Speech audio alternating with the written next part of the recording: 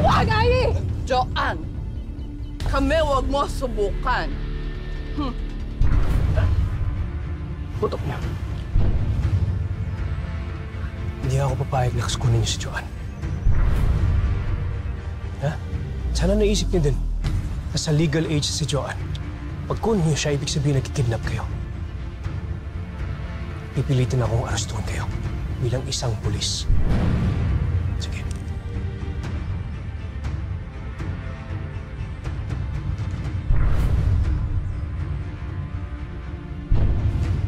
Ang lakas ng loob mo, Paeng. Ang lakas ng loob mo. Ang gusto ko lang sa anak ko ay maging maayos. Hindi kami ang kriminal dito. Kayo at ang tatay mo ang kriminal! Hindi ako kriminal.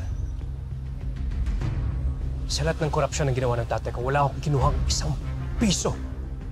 O kahit anong ari-arian. Pero tama talagang sinabi ni Joanne. Pera lang mahalaga sa inyo. Pera lang.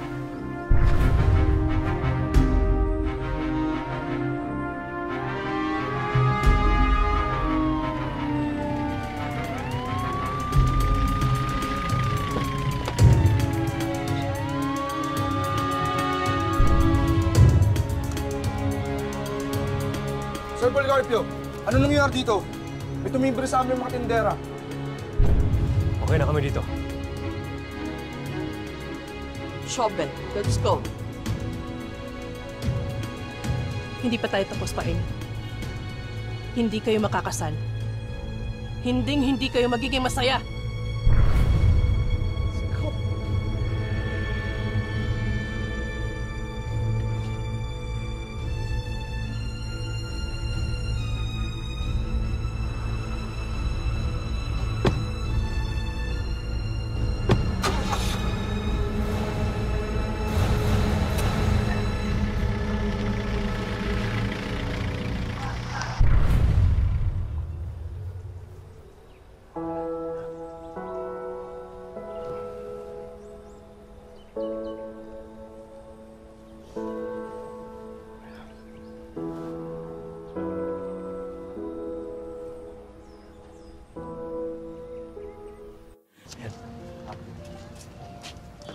Yan, masarap yan. Maraming salamat, ate.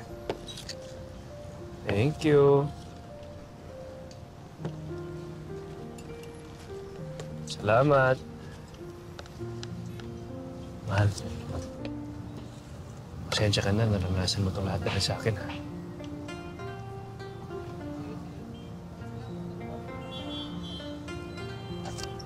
Mahal, wala ka namang kasalanan eh. Sa totoo lang, ako yung nahihiya kasi ganun katratuhin ng pamilya ko. Salamat kasi pinagtanggol mo ako sa kanila. Alam mo, wala akong ibang ikasasaya kundi yung makasama lang kita habang buhay.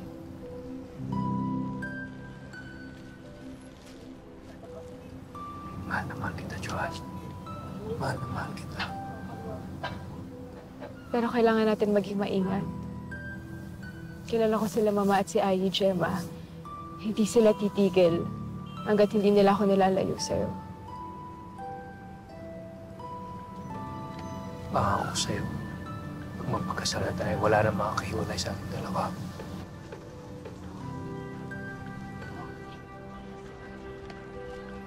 Hindi na ako makapaghintay.